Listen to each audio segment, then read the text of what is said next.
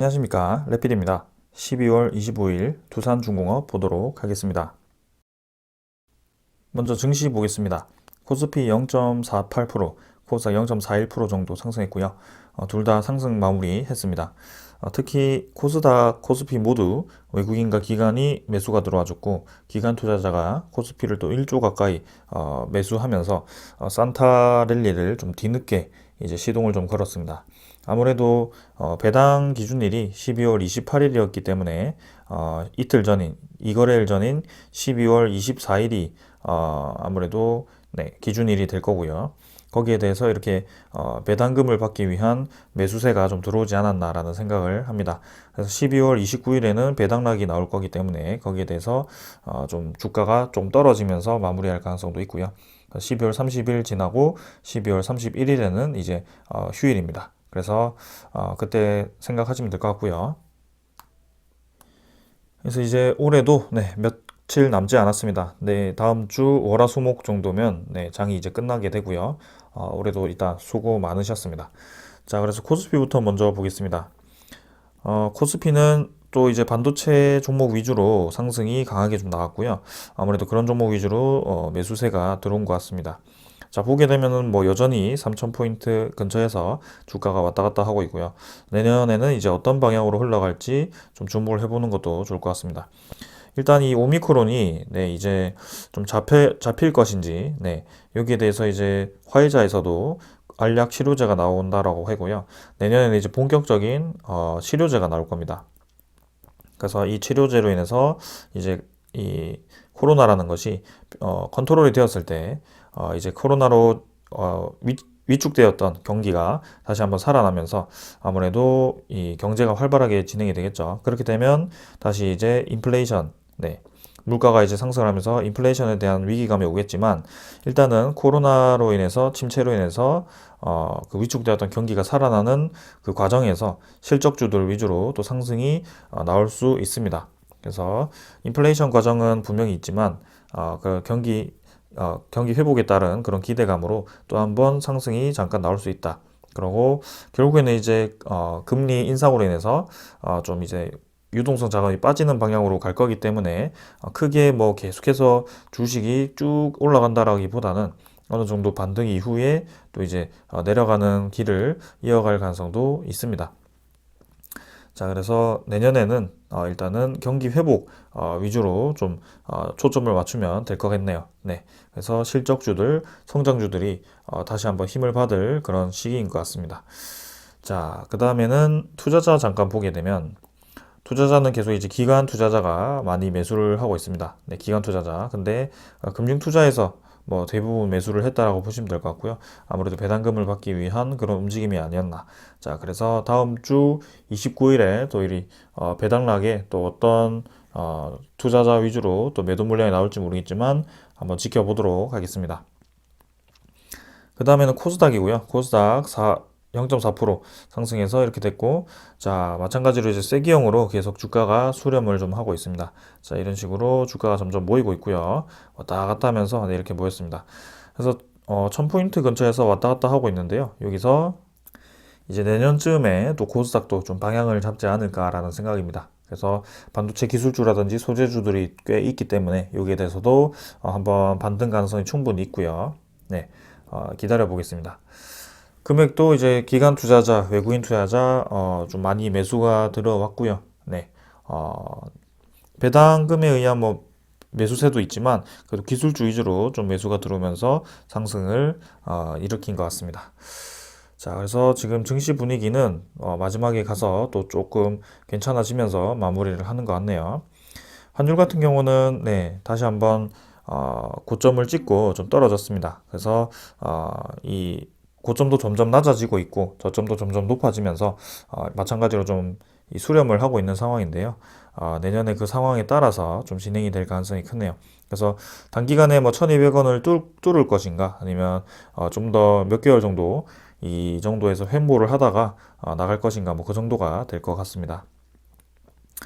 자, 그 다음에는 이제 채권 수익률이죠. 채권 수익률을 보게 되면 일단 지수 선물 보겠습니다. 지수 선물은 뭐 크게 움직임 없었죠. 네, 프랑스 뭐 이탈리아 이렇게 뭐 이탈리아 빼고는 다 부합 정도로 마무리한 것 같고요.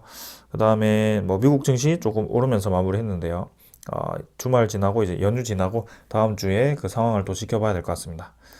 채권 수익률은 1.49%. 그래서 10년물 국채금리도 이제 코로나로부터 좀 경기 회복이 기대가 되니까 다시 한번 서서히 좀 올라가는 모습이고요. 네, 이게 이제 경기 회복이 확실해졌을 때는 다시 한번 좀 급격하게 올라가면서 인플레이션에 대한 우려가 또 부각될 가능성도 있다라는 점 말씀드리겠습니다.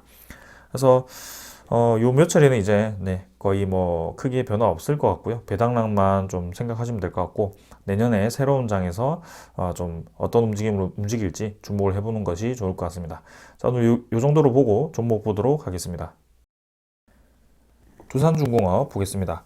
150원 하락해서 2250원으로 마무리했고요. 자, 상승을 좀 하다가 마지막에 좀 밀리면서 주가가 밀리면서 하락을 좀 했습니다. 뭐 크게 움직임이 없었고요. 네. 시간의 가격은 마찬가지 뭐 50원 정도 올랐지만 크게 거래량도 없었고 의미가 없었습니다. 자, 그래서 역시나 뭐 예상대로 네, 거래량이 죽은 채로 크게 움직임이 없는 진행이 되고 있습니다. 그래서 제가 1차 유상증자 가격을 저번 시간에 대충 예측을 하는 그런 계산식을 가져와서 이 거래량과 종가를 곱해서 이제 가중산술 평균을 좀 진행을 했었는데요. 나머지 이제 26일 25, 26, 27일이죠. 그리고 28일 이렇게 이틀 정도가 이제 남았는데요. 그때도 제가 뭐 비슷하게 움직일 것 같다라고 말씀을 드렸습니다. 그래서 큰 변화 없이 진행이 되는 모습이고요.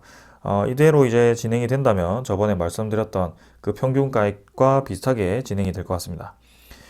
자, 일단은 저번에 계산했던 식을 좀 보게 되면, 네, 이 식을 이제 적용을 해서, 네, 이렇게 제가 엑셀로 정리를 좀 했었는데요. 네, 일단은 27일, 28일 가격이 아직 안 나왔지만 대충 요 정도 가격을 할 것이다 라고 예상을 해서 이대로 넣었었습니다. 그래서 그 결과 예상 기준가액은 평균 가격이 2450원 정도가 될 것이고, 그래서 1차 발행가액이 15850원이 된다. 그래서 제가 권리락 후 주가가 19850원이 되기 때문에 이 예상 기준가액과 권리락 후 주가 차이만큼을 또 신주인수권이라고 얘기를 드렸는데요. 이게 사실 좀 틀렸습니다. 네. 제가 잘못 얘기를 드린 거고요. 신주인수권 같은 경우는 이 권리락 예상가, 권리락이 아니고, 유상증자 예상가액으로 계산을 하는 것이 맞고요. 그래서 예상 기준가가 아니고, 현재 기준가액 대비 뭐 2,500원, 2,250원 정도에서 뭐 15,850원 정도를 이제 차액이죠. 차액을 빼면은 한 4,000원 정도가 나옵니다. 그래서 이 신주인수권 정도가 뭐 4,000원에서 4,500원 사이 정도, 네, 그 정도가 되지 않을까라고 예측을 할 수가 있는 것이죠. 네. 그래서 그 차액만큼보다 조금 낮게 잡히기도 하는데요. 아무래도 저번에도 제가 사례를 보았더니 40알이라고 두산중공업 40알이라고 상장이 되었더라고요. 그래서 저번 유상증자, 작년 유상증자 때도 4,000원 정도의 신주인수권이 상장이 된 적이 있었습니다. 그래서 거기에 대해서 지금도 마찬가지로 진행이 되는 모습이고요. 자, 이대로 쭉 진행이 된다면 네, 큰 이변 없이 15,800원 정도에서 1차 발행가액이 설정이 되고 모집 금액은 한 1조 3천억 이상 될 것 같습니다. 네, 그렇게 보시면 되겠습니다. 네, 그 다음에는 또 한 분이 이제 질문 주신 것이 제가 지금 그 댓글에 다 답변은 못 달았지만 다 확인을 하고 있거든요. 그래서 한꺼번에 이제 댓글을 달아주기는 하는데 거기에 대해서 바로바로 피드백을 좀 드리려고 좀 노력을 한다는 점, 네, 그렇게 진행을 좀 하도록 하겠습니다. 그래서 네, 이 공시를 한번 다시 보게 되면 이 공시 제일 밑에 보시면 이제 신주인수권 증서에 대한 사항이 나오게 됩니다. 이건 여러분들이 또 한번 읽어보셔도 좋을 것 같고요. 찾아서. 자, 그래서 보시면은 신주인수권 증서는 한국거래소에 상장 예정입니다 라고 얘기를 했습니다. 그래서 아까 말씀드린 대로 두산중공업 무슨 R이라고 나올 거고요. 요 앞에 R에 들어가는 이 숫자는 차액입니다. 그러니까 뭐 4,000원에 상장이 된다면 공 두 개 떼고 40알이라고 나오고요. 뭐 5,000원에 상장되면 50알이라고 될 겁니다. 그렇게 이제 가격을 나타내는 네, 숫자고, 그래서 4,000원이라고 예상했을 때는 40알, 아니면 4,500원이라고 했을 때는 45알 뭐 이렇게 될 겁니다. 그렇게 상장이 될 거고요. 본인의 계좌에 상장이 될 겁니다. 자, 그렇게 보게 되었을 때 신주인수권 증서 상장 기간은 2022년 1월 21일부터 2022년 1월 27일까지 5영업일 동안 상장이 되게 됩니다. 이거 참고하시고요.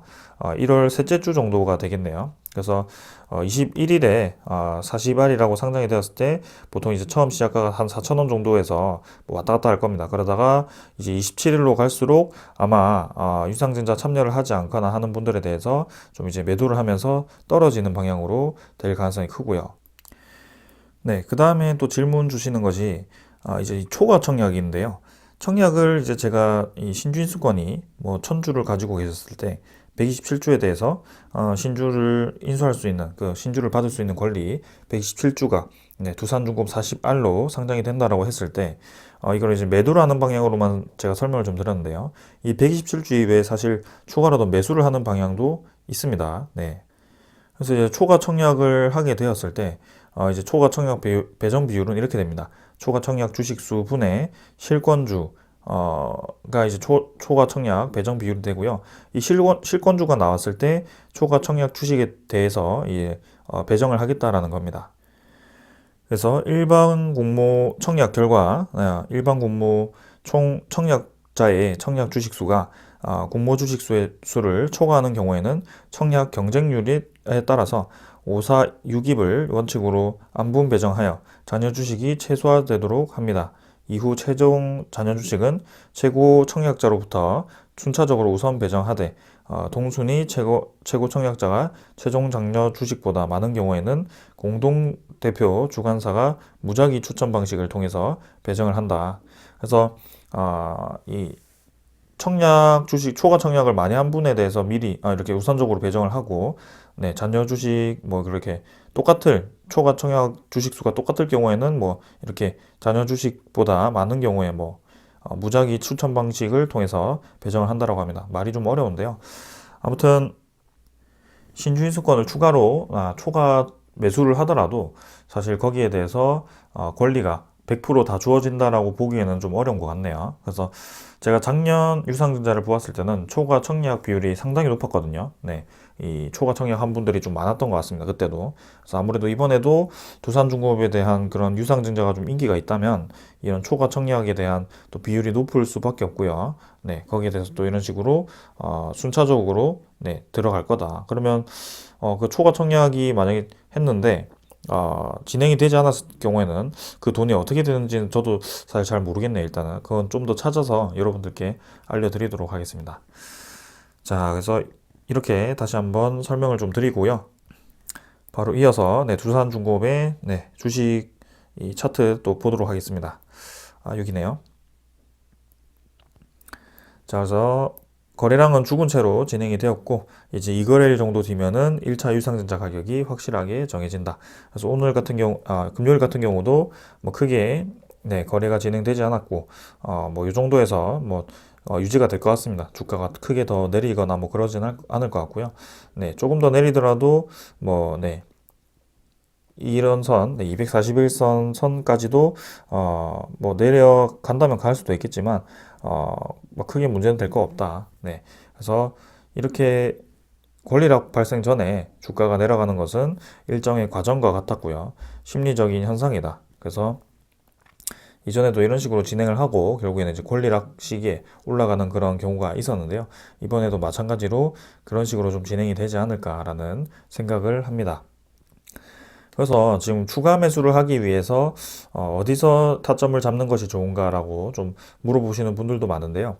사실 뭐 100% 제가 정확하게 그 타이밍을 알려드리기는 어렵습니다. 근데 요런 자리 근처에서 왔을 때는 당연히 이제 매수 기회가 될 수 있는데요. 일단 우리는 유상증자라는 유상증자 참여를 생각했을 때 유상증자 할인 비율 20%가 있기 때문에 사실 지금 이 유상증자를 참여하는 그 주식 0.127%죠. 이 이상을 매수하고 싶은 분들이 지금 정도에서 이제 매수를 좀 하셔서 추가로 이제 유상증자 참여를 하게 되는 것이 더 좋을 것 같고요. 만약에 유상증자 뭐 12.7% 내가 뭐 1000주를 가지고 있는데 127주를 추가 청약을 한다.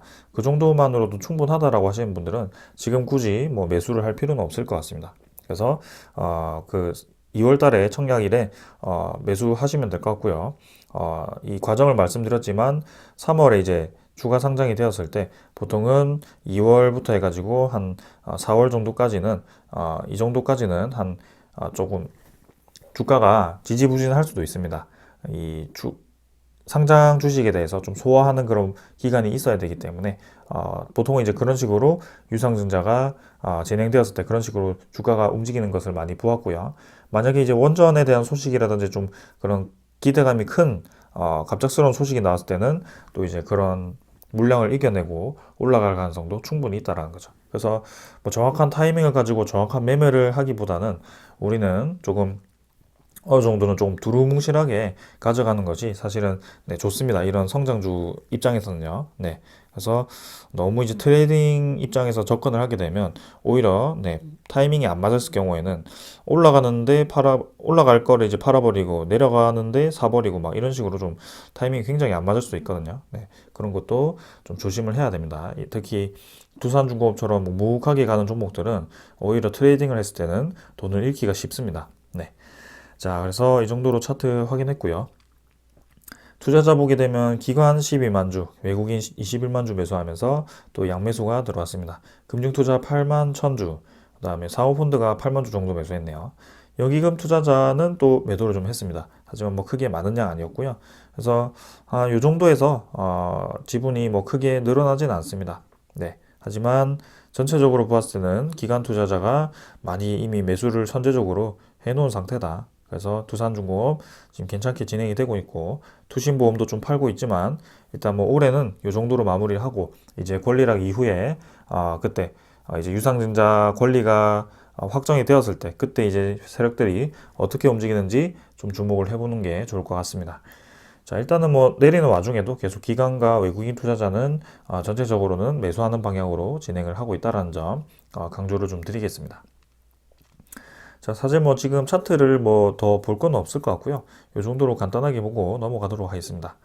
자, 그럼 두산중공업에 대한 공매도 잔고 한번 확인해 보겠습니다. 공매도 잔고가 지금 이제 연말 맞춰서 좀 이제 같이 상환이 좀 되는 방향으로 진행이 좀 되고 있었습니다. 오늘도 그래서 한 37만 주 정도가 상환이 좀 되었고요. 1360만 주 정도로 마무리를 좀 했네요. 자, 뭐 최근 이틀 정도에는 조금 공매도 거래가 평소보다는 조금 이제 힘이 좀 실리는 듯 했지만 그래도 뭐 크게 1300만 주, 1400만 주 정도에서 뭐 왔다 갔다 하면서 더 이상 뭐 크게 늘어나는 모습은 보이지 않고 있습니다. 그래서 뭐 대차 잔고라든지 공매도 잔고가 둘 다 늘어나지 않고 조금 감소하는 방향으로 진행이 되고 있고 그리고 외국인 투자자가 지분을 늘려가는 방향으로 가고 있기 때문에 괜찮게 생각을 좀 합니다. 그래서 이 1월 달 들어서 이제 어떤 방향으로 진행이 될지, 공매도 잔고가 다시 늘어날지, 이 공매도 잔고는 특히 신주 상장 때 좀 교환이 될 수 있는 그런 이 편법이 있기 때문에 거기에 대해서 외국인 투자자가 어떻게 움직일지 좀 그런 것도 주목을 해보셔도 좋을 것 같습니다. 자, 그 다음에 대차 잔고를 보게 되면 자, 금요일에도 상환이 되었습니다. 지금 최근에는 좀 매일매일 좀 많이 상환이 되는 모습이고요. 그 결국에는 3,280만 주까지 대차 잔고가 많이 상대적으로 많이 감소를 했습니다. 그래서 결국에는 4,500만 주 정도까지 갔다가 이제 3,200만 주, 한 1,300만 주 정도가 꾸준히 상환이 좀 되었고요. 그다음에 뭐 융자 잔고도 뭐 크게 많이 늘어나지 않고 어느 정도 상환이 되어서 진행이 되고 있습니다. 외국인 지분 같은 경우는 네, 추정 19만 주, 당일은 20만 주 정도로 매수가 들어왔고요. 전일에 이어서 오늘도 매수가 들어왔습니다. 그래서 보율은 8.92%, 네, 9% 정도로 진행이 되고 있다는 점. 네, 그래서 이 정도로 뭐 크게 변화 없이 마무리할 것 같고요. 이제는 신주 배정 기준일이 다가옴에도 불구하고 이렇게 네, 외국인 투자자가 꾸준히 매수를 들어와 준다는 것은 괜찮게 생각을 합니다. 그래서 뭐 저번에 뭐 상장 주식 되는 그 보호 예수가 풀리는 주식들이 좀 있었죠. 그게 이제 작년에 유상증자 그 우리 사주 물량에 대해서 뭐 풀린다라는 얘기가 좀 있었는데요. 그 물량이 풀리더라도 사실 뭐 크게 변할 건 없다라고 계속 말씀을 좀 드립니다. 그래서 결국에는 큰 방향을 보고 우리는 움직이기 때문에 그런 뭐 매물에 대해서는 뭐 일시적으로 유상증자를 참여하기 싫은 분들이 바로바로 매도하는 경향이 있을 수 있겠지만 충분히 뭐 괜찮다. 네. 그래서 너무 그렇게 뭐 하나의 이슈에 대해서 그렇게 하나하나 신경 쓸 필요가 없는 종목이다라는 점을 좀 말씀을 드리겠습니다.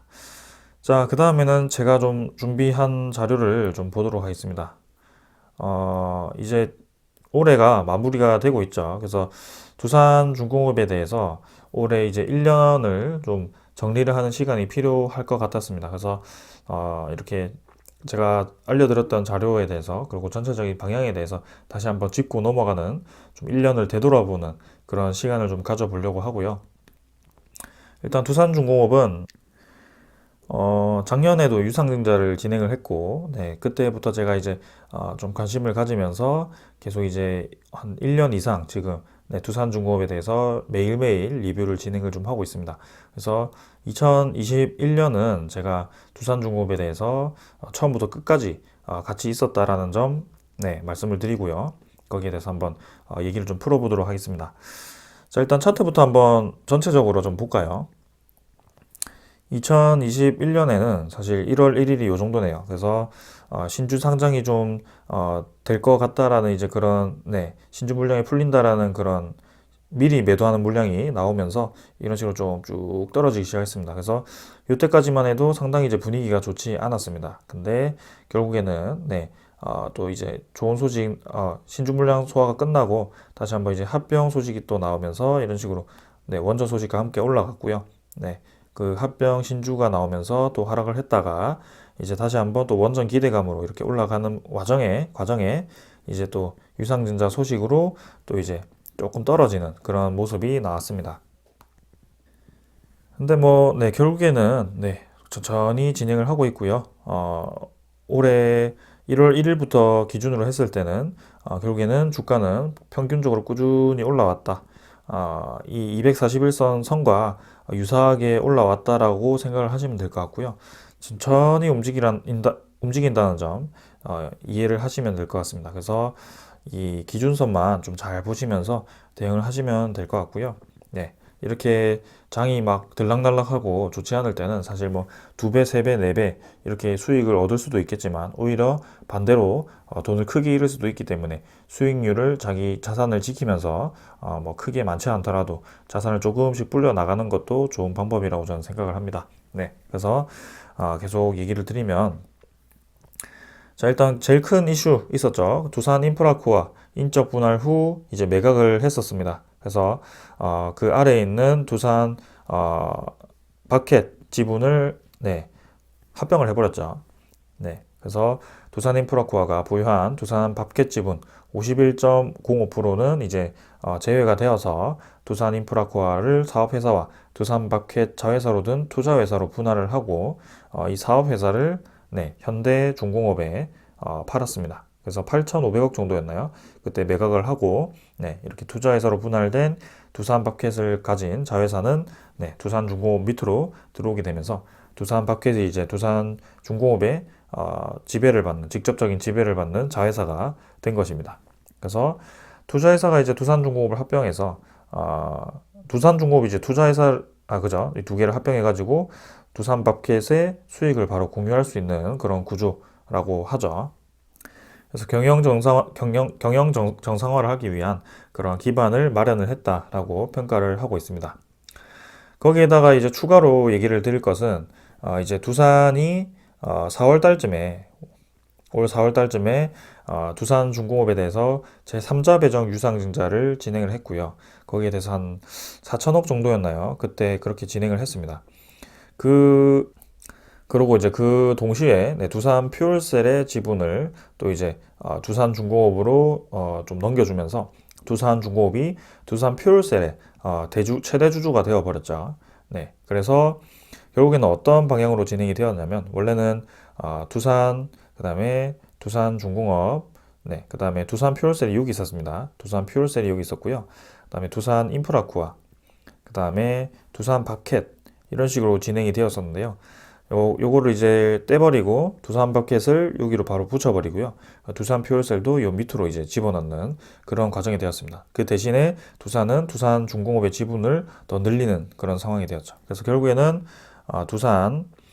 두산중공업, 두산 바켓, 그 다음에 두산 퓨얼셀 이런 식으로 수직 구조를 넓혔습니다. 그래서 두산중공업이 작년에 대비해서 이 두산의 거의 줄기 역할을 하는 그런 투자 회사가 되었고요. 그리고 이 두산중공업 밑에 이 자회사가 들어오면서 이 두산중공업의 자본금이 커진 거죠. 그래서 부채 비율을 떨어뜨리는데 또 도움이 되었습니다. 거기다가 이제 두산건설이 있었는데요. 두산건설을 또 이제 최근에 매각을 했죠. 큐캐피탈 컨소시엄에 2,500억에 매각을 했고요. 그다음에 내년쯤에 이제 400억 정도를 또 추가로 제3자 유상증자 배정인가요? 네, 그렇게 이제 참여를 하게 되어서 네, 투자금을 또 받게 됩니다. 그래서 총 이제 2,900억을 확보를 하게 되었는데요. 여기서 사실은 이제 절반 정도는 두산중공업에서 네, 현금 출자를 하게 되어서 뭐 받긴 했지만 결국에는 네, 두산건설도 매각을 통해서 그렇게 자금 확보를 하게 되었다. 네, 그렇게 3조 자구안을 다 이제 마무리는 못했었죠, 사실은. 그래서 나머지 이제 3조 자구안에 한 7천억 정도였나요? 8천억 정도가 남아있는 그것을 두산건설과 이제 유상증자, 네. 이번 유상증자죠. 유상증자를 통해서 메우게 되는 그런 과정을 겪게 됩니다. 그래서 갑작스런 네, 유상증자 소식에 좀 뭐 주주 배려가 없다라는 그런 좀 네, 그런 비판도 많았는데요. 일단은 전체적으로 보았을 때는 네, 채무 상환 자금 7천억에다가 기타 자금 8천억. 이 8천억은 이제 신사업에 투자되는 수소 가스터빈이라든지 아니면 풍력 에너지 쪽에 투자되는 그런 자금이고요. 네, 굉장히 이제 좋은 방향으로 진행될 가능성이 크다라는 거죠. 그래서 채무 상환 자금 7천억을 통해서 이번 유상증자가 성공을 하게 되었을 경우에는 이제 3조 자구안은 완벽하게 벗어났고요. 거기에 대해서 이제 외부 신용평가사들이 두산중공업에 대한 전망을 좋게 보고 있습니다. 그리고 덩달아서 두산중공업 아래에 있는 두산밥켓에 대해서도 긍정적으로 보게 되는 거죠. 왜냐하면 두산밥켓이 돈을 잘 벌어도 두산중공업에 대해서 계속 이제 현금을 좀 대주는 그런 역할을 하게 되다 보니까 사실상 돈을 잘 벌긴 하지만 두산밥켓 내부적으로 좀 내실을 다지는 데는 좀 돈이 많이 쓰이지 않았습니다. 그래서 조금은 부정적인 인식도 강했는데요.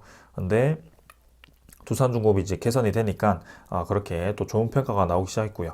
그렇게 이제 모든 줄기의 꼭대기에는 두산도 좋은 평가를 받게 됩니다. 그래서 올해 2021년은 두산그룹 전체가 이제 신사업에 집중을 할 수 있고 앞으로의 투자를 늘릴 수 있는 그러니까 투자한 곳을 좀 더 이제 집중할 수 있는 그런 내실을 다졌다. 재무를 개선을 진행을 했다. 전사적으로요. 그래서 그렇게 평가를 합니다.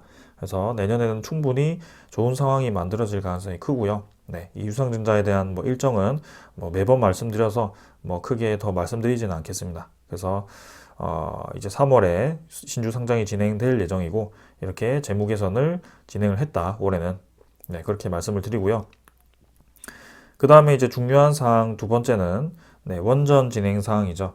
그래서 원전이 최근에 이제 하반기에 주목을 받기 시작하면서 다시 한번 뭐 내수 시장은 사실 뭐 아직 탈원전 기조가 유지되고 있기 때문에 뭐 크게 뭐 부각은 못 받고 있지만 뭐 신한울 3, 4호기에 대해서는 일단은 뭐 긍정적인 얘기가 계속 나오고 있어서 뭐 내년 가봐야 알 것 같습니다. 일단은. 근데 자, 해외 원전 시장이 지금 심상치가 않다라는 점을 거의 뭐 한 두 달 동안 제가 좀 계속 강조를 좀 드린 것 같습니다.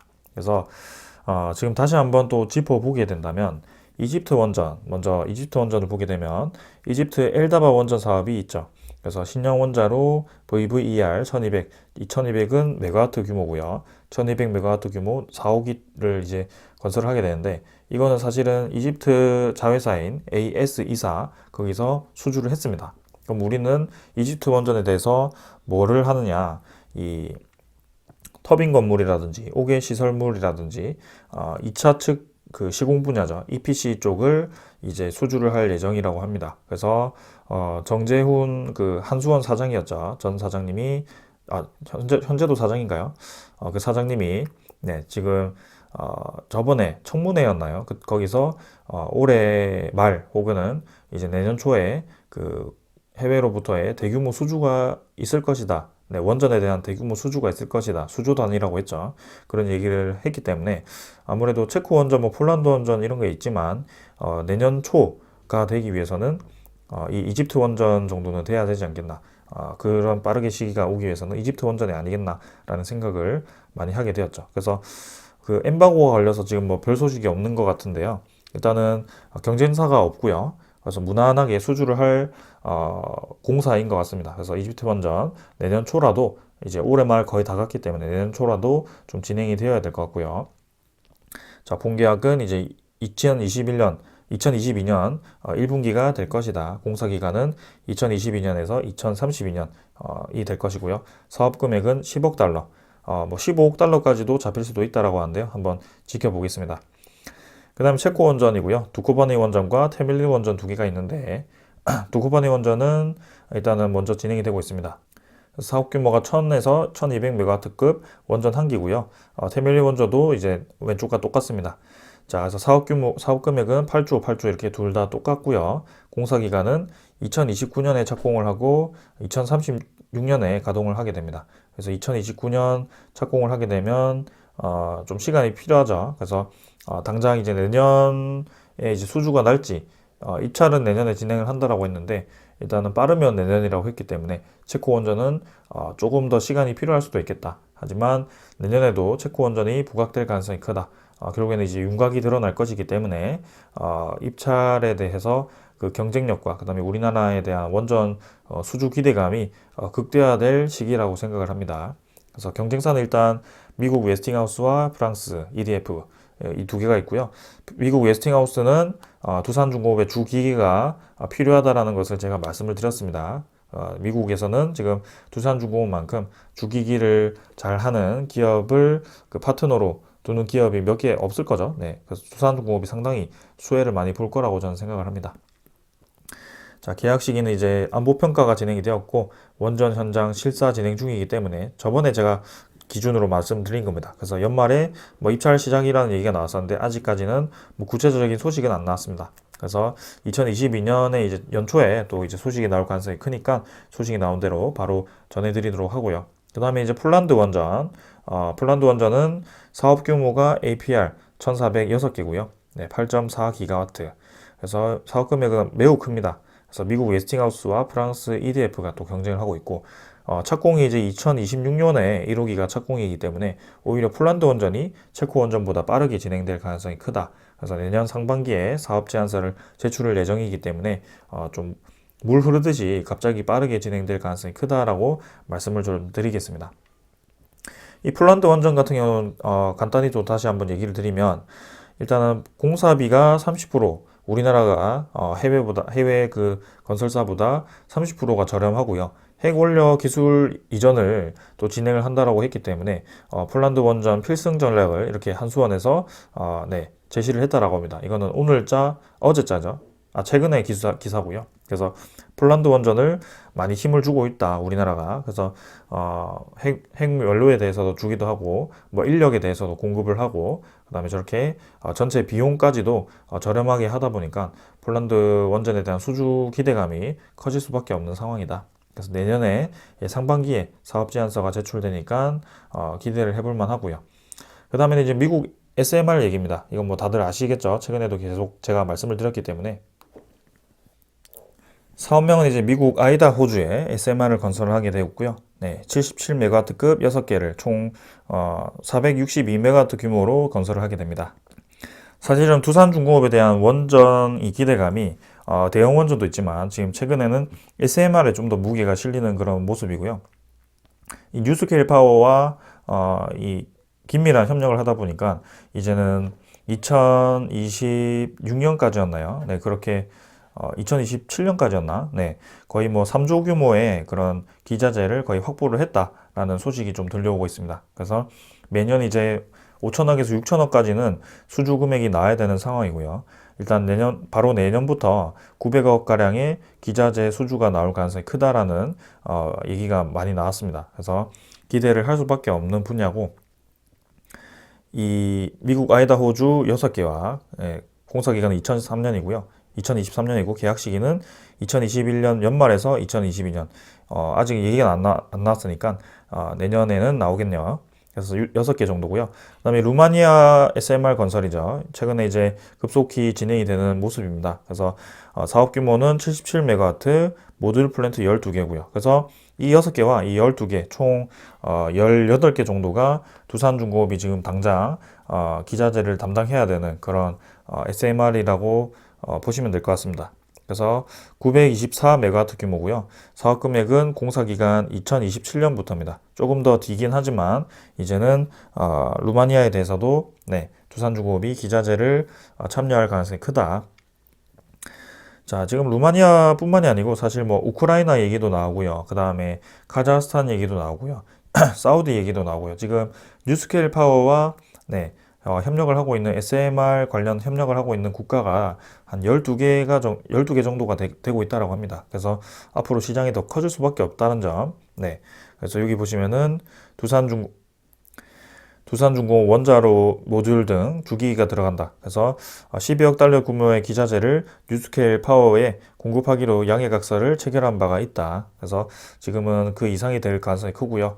그다음에 중공원전은 15년간 최소 150기를 짓는데 특히 이제 두산중공업은 이렇게 태난 원전 7, 8호기나 아니면 시다브 원전 3, 4호기에 올해 지진 자동 정지 설비 공급이 이력이 있다. 그래서 원전 안에 기자재도 있지만 이렇게 지진 자동 정지 설비에 대한 공급도 하게 된다. 그래서 중국에 대한 시장도 열려 있다라는 점.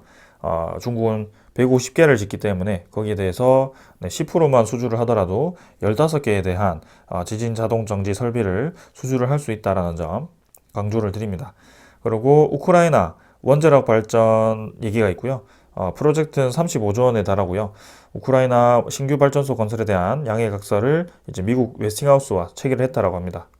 그래서 웨스팅하우스 AP1000 기술을 적용해서 4개의 발전소를 추가로 건설할 예정이고 프로젝트 총 비용은 35조 원에 이를 전망이라고 하죠. 이 AP1000에 두산중공업에 대한 기자재가 들어간 경험이 있기 때문에 여기에 대해서도 충분히 기대를 할 만합니다. 그만큼 올해는 원전에 대한 이 시장이 표면에 다시 드러나기 시작했고요. 이제 후쿠시마 원전에 대한 그 우려로 원전 시장이 이렇게 올라가다가 서서히 이제 뭐 포화 상태에 이르렀다면 다시 한번 올라가는 시기가 이제 2023년에서 2022년부터 시작을 할 가능성이 크다. 거기에는 이제 기존의 대형 원전이었다면 이제는 여기서는 SMR 시장이라든지 아니면 원전 해체 시장이라든지 그런 여러 가지 원전에 대한 신기술들이 추가가 될 가능성이 크다. 그래서 올해는 원전에 대한 변곡점이 되는 시기였다라고 평가를 할 수 있겠습니다. 그다음에 이제 두산중공업에 대한 신사업을 또 확인할 수 있는 올해였기도 했고요. 첫 번째는 수소 신사업입니다. 두산 쪽에서 이제 신사업은 풍력 에너지를 통한 그린 수소를 생산한다. 그리고 수소 액화 플랜트를 통한 블루 수소를 생산한다. 이런 신사업을 또 확인할 수 있는 한 해가 되었고요. 풍력 발전을 이용한 그린 수소를 제주도에서 생산을 하고 내년 완공을 목표로 창원에 짓고 있는 수소 액화 플랜트에서 이제 블루 수소를 또 생산을 하죠. 여기에는 이제 CCUS라는 탄소 포집 기술을 사용해서 블루 수소를 생산하게 되고요. 그래서 수소에 대한 이 생산 플랜트를 또 이 기반을 마련을 하고 있다.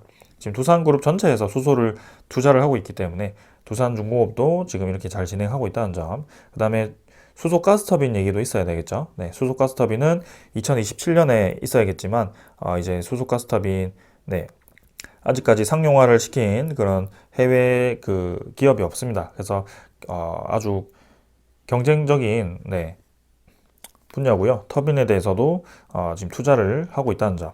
그 다음에 풍력에너지고요. 풍력에너지는 이제 내년 수준 목표가 2배 규모인 9천억 원 이상이라고 하죠. 그래서 두산중공업은 지난 6월 공급을 계약 체결한 한림해상풍력단지죠. 제주 한림해상풍력단지에 5.5메가와트 해상풍력 발전기 모델을 처음으로 공급을 할 예정이고요. 총 17대 투입이 될 것으로 예상을 했죠. 이거 아마 수주가 낮던 걸로 제가 기억을 합니다. 요때, 그죠? 그래서 17대가 이제 투입이 될 것이고, 그 다음에, 정부와 공동 개발하는 8메가와트 모델이 완성되면 전남 신안 해상풍력단지에 참여를 한다라는 계획이죠. 지금 여기에 대한 기사도 오늘 나왔습니다. 그래서 바로 설명을 드리면, 자, 대한그린파워가 국내 최초 8메가와트급 해상풍력 시험 사업의 순풍이다. 그래서 탄소 중립의 대전환을 위한 정부 로드맵 발표로 인해서 이제 풍력 쪽에 우리가 좀 이렇게 힘을 주고 있는데요. 대한그린파워는 국내 최초로 전 세계 세 번째로 시도되고 있는 8메가와트급 초대형 풍력 발전 시험 사업이 오는 1월 시운전에 돌입할 전망이라고 합니다. 그래서 올해 저번 달이었나요? 두산중공업이 이제 그 블레이드를 시험을 통과를 했거든요. 그래서 100m 블레이드 길이만 100m에 달하는 그 대형 블레이드를 이제 그 재료연구소와 같이 평가를 해가지고 입증을 했습니다. 성능을. 그래서 이제 진짜 달아가지고 시운전을 해가지고 진행을 할 것 같고요. 앞으로 이게 이제 좋게 진행이 된다면 두산중공업이 이제 블레이드 시장을 풍력 발전에 대한 블레이드 시장을 또 가져가지 않을까라는 생각으로 좋게 보고 있습니다. 그래서 우리나라 내수 시장의 지금 풍력 에너지가 좀 커지고 있기 때문에 거기에 대한 수혜 기대감도 있고요. 그래서 2025년 두산중공업의 풍력 사업 수준 목표치는 1조 5천억이다. 그 다음에 신사업은 3D 프린트고요. 두산중공업이 발전용 가스터빈 부품 제작에 활용하던 3D 프린터 기술을 항공 분야로 또 확대를 했다. 그래서 3D 프린트로 가스터빈 부품 생산뿐만이 아니고 전투기 부품 등 항공 분야로 또 확대를 할 예정이고요. 뭐 얘기는 안 나왔지만 아무래도 뭐 원전 기자재 그런 부품도 좀 3D 프린트로 대량 생산을 할 수 있지 않을까라는 생각을 또 하게 됩니다. 자, 그래서 이렇게 좋게 진행이 되고 있다는 점. 그다음에는 폐배터리 재활용하는 시장도 진입을 했었습니다. 그래서 두산중공업이 폐배터리에서 리튬을 추출하는 친환경 기술을 개발을 했고요. 그래서 탄산 리튬 회수를 해서